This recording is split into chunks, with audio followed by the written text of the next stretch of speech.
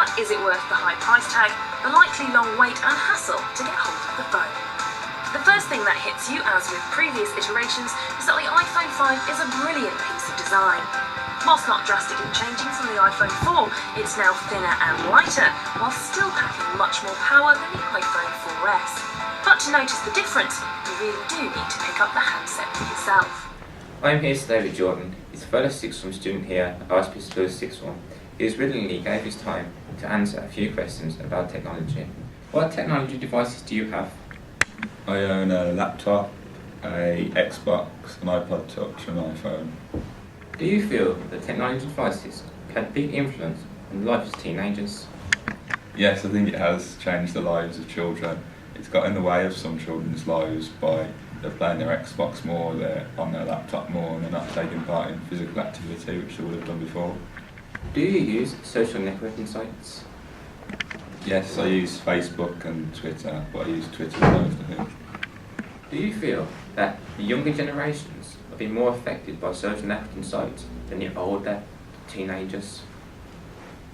Yes, I think the younger generation are affected more than the older generation are now, because the younger generation might see their older brothers or sisters playing on laptops or on their computers a lot, and they're going to do this as well, and they're more susceptible to negative things that are on the internet. With technology products, have you ever felt the need to turn away from sports?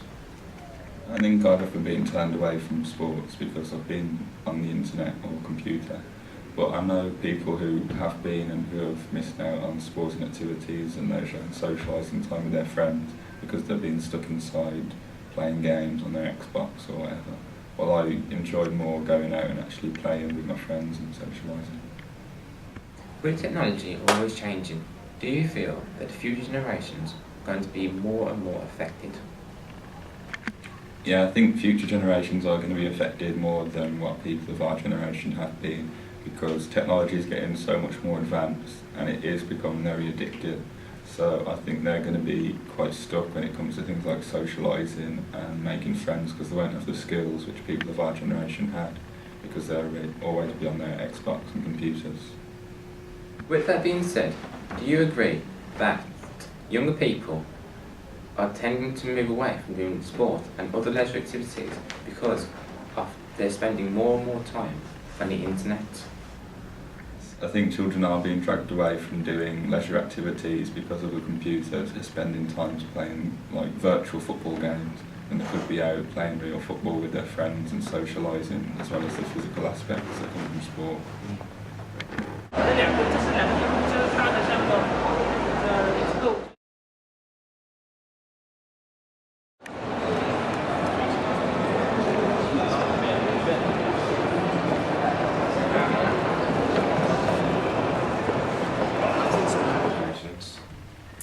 I think the biggest thing going back to the mobile phones is the ability of future generations to have that constant communication.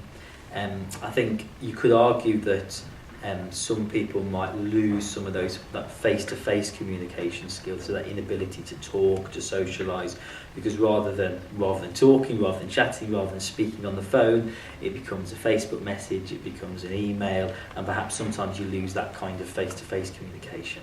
And I think that's something potentially that could happen as a result of kind of extra technology.